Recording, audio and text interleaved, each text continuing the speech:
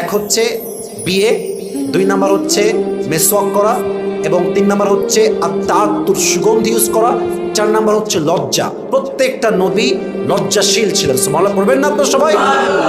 আসলে আমরা জেনে অল্প বয়সে বিয়ে করার উপকারিতা কি কি আছে হাদিসে এবং কোরআনে। এক, যে ব্যক্তি যুবক বয়সে বা আর্লি বিয়ে করে, অল্প বয়সে বিয়ে করে, তার প্রথম লাভ হচ্ছে তার চোখটাকে আল্লাহ তাআলা জিনা মুক্ত করে দেয়। সুবহানাল্লাহ পড়বেন না?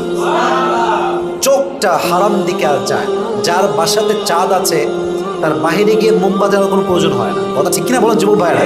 আপনার চোখটা অটোমেটিকলি ডাউন হয়ে যাবে, আপনি গায়রে মাহরাম নারী দিকে তাকাবেন না, কারণ আপনার বাসাতে আপনার বউ আছে। 2 নাম্বার, বিয়ের সবচেয়ে বড় উপকার হচ্ছে আপনার লজ্জাস্থানের হেফাজত হয়ে যায়। আপনার প্রাইভেট পার্টটাকে আল্লাহ তাআলা হেফাজত করে। এটা আমার কথা না, হাদিসের কথা। হাদিসে আসছে মান ইসতাতাআ মিনকুম আল বাআ ফালইয়াতাযাওয়াজ ফাইন্নাহু আগাদ্দু লিল